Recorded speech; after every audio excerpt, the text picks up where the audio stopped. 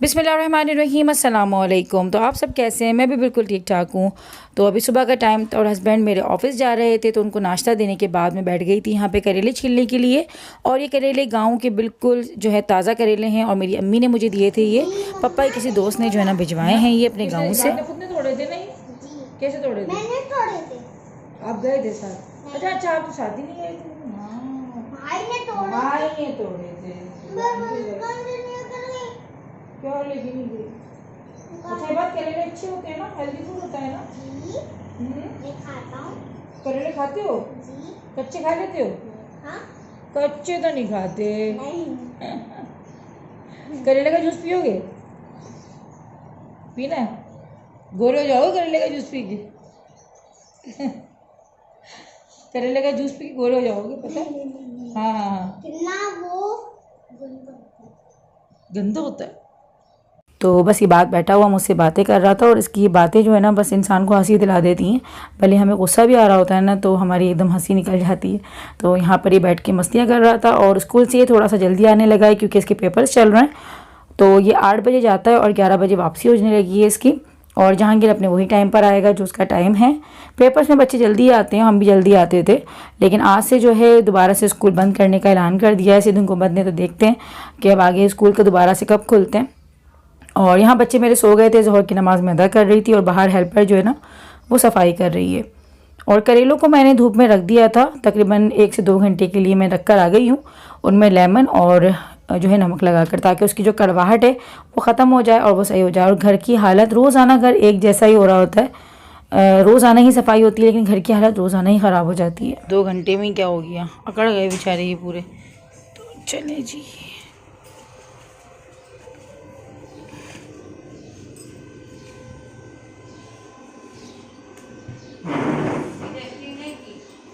Dusting आ रही हूँ।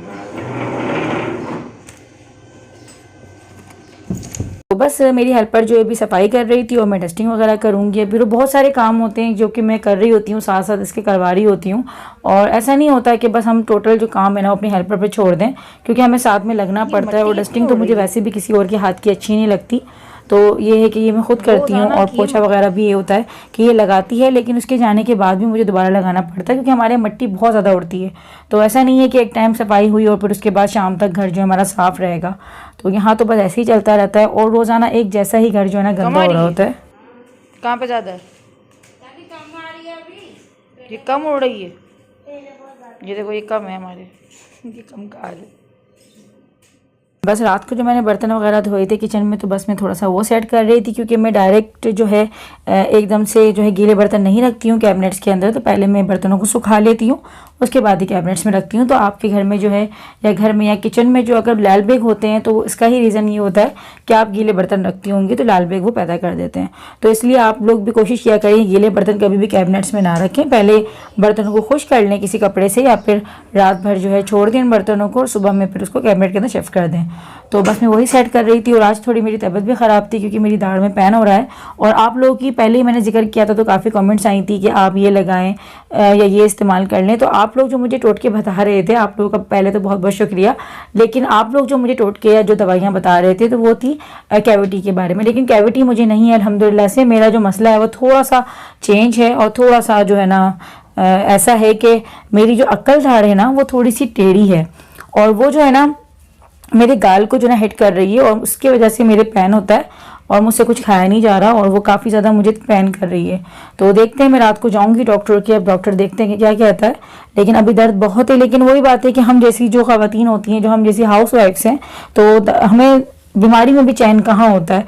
और ये सब हमारी मजबूरी नहीं होती, हमारी सब जिम्मेदारी होती है क्योंकि हम ये वाले काम किसी पे छोड़ नहीं सकते। ये काम हमें खुद को ही करने होते हैं। और एक जब आप माँ बन जाते हैं तो बच्चे जो है ना वो हमारे ही हाथ का खाना पसंद करते हैं। भले मैं मम्मी की भी होती हूँ तो कुछ चीज़ें बच्चे जो है ना, कुछ काम मेरे ऐसे हैं जो कि वो मेरे ही जिम्मे, बच्चे भी जो है ना मुझसे ही करवाते हैं। वो कभी भी पसंद नहीं करते कि ना कोई और उनको करके दे। तो उनका यही होता है कि नहीं मम्मा आप ही करके दें, मम्मा आप ही करो। तो बस यही होता है।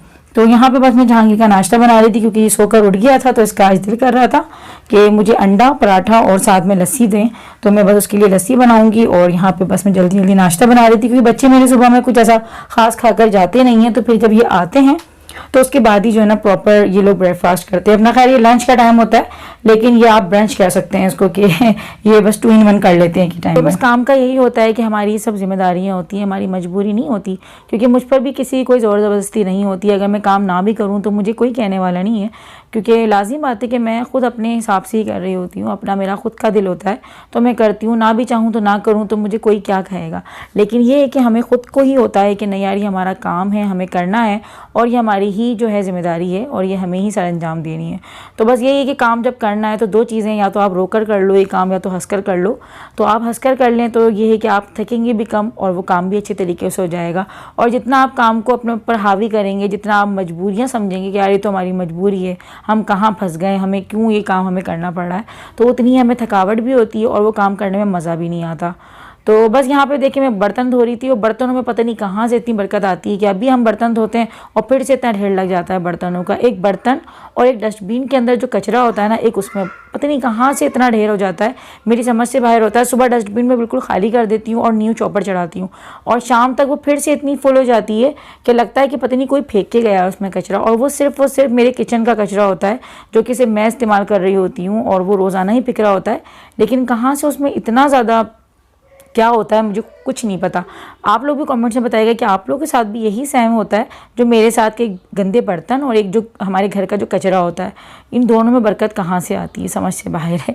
तो खैर यहाँ पे देखें एक कढ़ाई के अंदर मैंने ऑयल ले लिया था, 1 प्याली मैंने ऑयल डाला है भर के, क्योंकि मुझे करेले फ्राई करने हैं तो इसलिए मैंने थोड़ा सा ज़्यादा ऑयल लिया था और करेलों को मैं अच्छे तरीके से फ्राई कर लूँगी। अच्छा, मुझे तो कीमा करेले बहुत ज़्यादा पसंद है, मेरी फेवरेट डिशेज़ के अंदर से ये एक जो है ना वाहिद कह सकते हैं कि ये इतनी मुझे मनपसंद है मेरी ये कि बिरयानी से ज़्यादा मैं इसको शौक़ से खाती हूँ। क्योंकि बिरयानी तो फिर भी मैं सिर्फ 2 टाइम अगर कोई मुझे खिलाएगा तो मैं खा सकती हूँ, लेकिन करेलों का तो ये कि मुझे रोज़ाना आप नाश्ते में भी दे दोगे ना ऐसे तो मैं इसको खा लूँगी, क्योंकि मुझे पराठे के साथ कीमा करेले बहुत ही यम्मी लगता है और बहुत ही मज़ेदार। और मेरे हाथ का कीमा करेले मैं अपनी तारीफ़ तो नहीं कर रही, लेकिन मैं आपको सच सच बताऊं कि मेरे हाथ के जो कीमा करेले होते हैं उसमें करवाहट बिल्कुल नहीं होती। और जिस रेसिपी से मैं बना रही हूं, अगर आप लोग भी इस रेसिपी को फॉलो करेंगे तो इंशाल्लाह ताला आप लोगों के भी कीमा करेले में करवाहट नहीं होगी। और अगर आप किसी ऐसे बंदे को खिलाएंगे ना जिसको करेले नहीं पसंद, तो वो भी पहचान नहीं सकेगा कि इसमें करेले हैं या नहीं है। तो यहाँ पे देखिए मैंने उसी ऑयल के अंदर गरम मसाला शामिल कर दिया। गरम मसाले मैंने दालचीनी ली है, बड़ी इलायची ली है, लौंगे हैं, काली मिर्चें हैं और तेज़पत्ता है। तो ये मैं तमाम जो ऑयल के अंदर शामिल कर दूंगी ताकि इसकी अच्छी से खुशबू आ जाए ऑयल में। और करेलों को मैंने फ्राई करके एक प्लेट में एक साइड करके रख दिया था। उसके बीच कुरकुरे मुझे बहुत ही पसंद है, इसलिए मैं थोड़ा सा एक्स्ट्रा जो है ना फ्राई कर लेती हूँ। और साथ में यहाँ पर 2 मीडियम साइज़ की मैंने प्याज ले ली थी, जिनको मैंने लंबाई में रफली काट लिया था। और मैंने इसी ऑयल के अंदर इसको अच्छी तरीके से मैं जो हल्का सा ब्राउन कर लूँगी। तो बस देखिए लाइट ब्राउन करना है, बहुत ज़्यादा ब्राउन नहीं करना है। थोड़ी थोड़ी देखिए आपको सफ़ेद भी नज़र आ रही होगी कि कहीं कहीं से सफ़ेद हो रही है और कहीं कहीं से ब्राउन हो रही है। शामिल कर दूंगी मैं इसके अंदर कीमा मैं यहाँ पे बीफ का इस्तेमाल कर रही हूँ और आधा किलो कीमा है। अगर आप लोग चाहते हैं मटन का इस्तेमाल करना तो आप लोग मटन का भी कर सकते हैं और सेम आप लोग अगर चाहें तो चिकन का भी कर सकते हैं। तो मैं तो यहाँ पे बीफ का आधा किलो कीमा इस्तेमाल कर रही हूँ और आधा किलो ही मैंने करेले इस्तेमाल करें। तो मैं इस तरीके से ही लेती हूँ, अगर मैं आधा किलो कीमा लेती हूँ तो आधा किलो करेले लेती हूँ, अगर 1 किलो कीमा बनाती हूँ तो फिर मैं 1 किलो ही करेले लेती हूँ, यानी कि हम वज़न लेनी होती हैं दोनों चीज़ें। तो आपका फिर कीमा करेले जो वो ज़्यादा अच्छा बनता है। अब साथ में मैंने यहाँ पे शामिल कर दिया था लहसुन अदरक का पेस्ट, ताकि अच्छी तरीके से इसकी जो स्मेल है वो निकल जाए कीमे की। और इसकी भुनाई जो हम अच्छी तरीके से कर लेंगे लहसुन अदरक को डाल के। तो बस मैं साथ में ही चला लूँगी। तो मैं आप लोगों को यही बता रही थी कि मुझे इसके जो बीज होते हैं ना वो मुझे बहुत पसंद है, तो इसलिए मैं थोड़े से इनको ज़्यादा जो है ना थोड़ा सा फ्राई करती हूँ। वो जो खाने में आते हैं ना क्रंची तो मुझे बहुत अच्छे लगते हैं। और साथ में ही शामिल कर दिया था मैंने यहाँ पे थोड़ा सा ज़ीरा, साबुत ज़ीरा डाला है मैंने, वो पकने के बाद जो है ना पता भी नहीं चलता। और धनिया को मैंने कूट लिया था, ज़ीरा मैंने साबुत डाला था और धनिया को मैंने हल्का सा कूट लिया था। पिसा हुआ धनिया मैंने इस्तेमाल नहीं करा है, मैंने कुटा हुआ धनिया इस्तेमाल किया है। साथ में ही मैंने यहाँ पे लाल मिर्च का पाउडर डाल दिया था और हल्दी पाउडर डाल दिया है। लाल मिर्च का पाउडर आप लोग अपनी हिसाब से डालें, कम ज़्यादा। हल्दी जो है थोड़ी सी इसमें ज़्यादा जाती है ताकि आपका जो कीमे का कलर है वो थोड़ा खिला खिला बने। और साथ में ही मैंने शामिल कर दिया था नमक भी आप अपने हिसाब से डालें, कम ज़्यादा। बस हल्दी थोड़ी सी ज़्यादा डालिएगा ताकि काला काला सा ना बने, क्योंकि करेले डले हैं इसमें तो वो भी जो है हल्दी को थोड़ा सा अपने अंदर अब्जॉर्व कर लेते हैं, इस वजह से। और साथ में ही मैंने यहाँ पे 3 मीडियम साइज़ के टमाटर लिए थे। टमाटर का साइज़ थोड़ा सा छोटा था इसलिए मैंने यहाँ पे 3 इस्तेमाल किया। अगर बड़े हैं तो आप लोग 2 इस्तेमाल कर सकते हैं। और साथ में मैं थोड़ा सा इसमें पानी ऐड कर दूँगी, क्योंकि अब कीमे को गलाने के लिए छोड़ना है, तो इसलिए मैंने थोड़ा सा यहाँ पानी ऐड कर दिया था। और ढककर मैं इसको रख दूँगी तकरीबन 15 से 20 मिनट के लिए, क्योंकि बीफ का कीमा है तो थोड़ा सा टाइम लेगा। जब तक कीमा गल रहा है 15 से 20 मिनट के लिए, तो मैंने सोचा कि मैं यहाँ पे तरबूज को एंजॉय कर लेती हूँ। तरबूज इतना यमी हो रहा था, इतना मज़ा आ रहा था इसको खाने में ठंडा ठंडा, कि बहुत ही मज़ेदार हो रहा था। और मैं थोड़ा सा इस पर काला नमक जो है ना छिड़क के खाती हूँ, तो इसमें 4 चांद लग जाते हैं। और रमज़ान आ रहे हैं तो रमज़ानों में तो इफ्तारी में ये ज़रूर होता है, लेकिन कुछ लोग बस गलती कर लेते हैं कि इसके बाद जो है ना पानी पी लेते हैं, शरबत पी लेते हैं, जिसकी वजह से ये थोड़ा सा फिर नुकसान कर देता है। तो ये गलती ना करें, वरना ये है कि अल्लाह पाक ने इसमें बहुत फ़ायदे रखे हैं और पानी की कमी को तो ये बहुत ही ज़्यादा पूरी करता है। तो बस यहाँ पे मैंने तरबूज खाने के बाद नमाज़ अदा करी थी असर की, और अब मैं आ गई थी दोबारा से किचन में। 15 मिनट यहाँ हो चुके हैं और कीमा तकरीबन गल चुका है। थोड़ा बहुत जो कसर है वो अभी भूनने में, और जब उसके बाद करेले डलेंगे और उसके बाद जब भी थोड़ा बहुत पकेगा, दम लगाया जाएगा, तो ये गल जाएगा। तो बस यहाँ पे मैं इसको चला रही थी चारों तरफ से, और अच्छे तरीके से मैं इसको बस यहाँ भून लूँगी। और साथ में ही शामिल कर दूँगी मैं यहाँ पे हरी मिर्चें, और थोड़ी सी मैंने पटना मिर्च भी ली, क्योंकि मुझे पटना मिर्च बहुत अच्छी लगती है कीमा करेले में। जो गोल वाली लाल मिर्च होती है, इसको हम पटना मिर्च कहते हैं। तो हर ज़बान में देखिए अलग अलग ज़बानों के अंदर अलग अलग चीज़ों के नाम होते हैं, हम लोग उसको पटना मिर्च कहते हैं।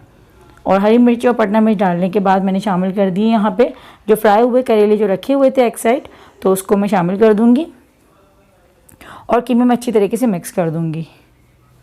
कीमे के अंदर करेले डालते ही खुशबू इतनी प्यारी सी आना शुरू हो गई थी, एक अजीब सी, बस ये खुशबू अलग ही होती है। जब करेले आप पकाते हैं ना तो एक अजीब ही खुशबू आ रही होती है, और वो खुशबू बहुत ही ज़बरदस्त होती है, और उसकी खुशबू से ही जो है ना इंसान को भूख लगना शुरू हो जाती है। और कुदरत ने देखिए हर सब्ज़ी में, हर फल में कोई ना कोई फ़ायदा ज़रूर रखा है, और उसको इस्तेमाल किया करें। सब सब्ज़ियाँ खानी चाहिए, सब फल खाने चाहिए। कोई सब्ज़ी ऐसी नहीं होनी चाहिए कि भाई हम ये नहीं खाते या हम ये नहीं खाते, भले बहुत ज़्यादा शौक़ से नहीं खाएं, लेकिन खाएं ज़रूर। और करेलों का तो कोई इतने बुरे नहीं होते, पता नहीं क्यों लोग इसके ऊपर इतने लतीफ़े और इतने जो है ना फ़नीस जोक बना लेते हैं। मुझे हैरत होती है, वरना ही तो इतनी अच्छी चीज़ होती है, बस पकाने का तरीका आना चाहिए, तो ये बहुत अच्छे होते हैं। अब साथ में मैंने यहाँ पे जो है थोड़ा सा हरा धनिया डाला था, क्योंकि हरा धनिया जो है वो इस डिश की जान होती है, क्योंकि हरा धनिया की खुशबू इसमें बहुत ज़्यादा अच्छी लगती है। और साथ में मैंने यहाँ पे एक लेमन ले लिया था, लेमन का साइज़ बड़ा था तो मेरे एक ही बहुत था, तो उसका मैंने जूस निकाल के वो शामिल कर दिया था। और लेमन डालने से तो इसमें 4 चांद लग जाती हैं, और बहुत ही बेहतरीन और बहुत ही ज़बरदस्त इसके अंदर से भी खुशबू आ रही थी। और मुझे भूख दोबारा से वॉइस ओवर करते वक्त जो है ना दोबारा से मेरे मुंह में पानी आ रहा है, क्योंकि कीमा करेले मेरी कमज़ोरी हैं और मुझे ये बहुत ही अच्छे लगते हैं। और मैं कीमा करेले जब भी बनाती हूँ ना तो थोड़ा सा बचा लेती हूँ अपने लिए दूसरे दिन नाश्ते के लिए, क्योंकि मैं नाश्ते में इसको ज़रूर खाती हूँ, चाहे मैं थोड़ा सा ही क्यों ना खाऊँ, लेकिन मैं ज़रूर खाती हूँ। तो यहाँ पे मज़ेदार से कीमा करेले तैयार हो चुके थे, बहुत ही बेहतरीन, बहुत ही मज़ेदार। मेरी इस रेसिपी से ज़रूर ट्राई कीजिएगा, आप लोगों को ज़रूर पसंद आएंगे। बहुत से लोग मुख्तलिफ़ तरीक़ों से बनाते हैं, सबका अपना अपना तरीक़ेकार होता है, लेकिन मेरा तो यही तरीका होता है, और इस रेसिपी से बहुत ही अच्छे बनते हैं।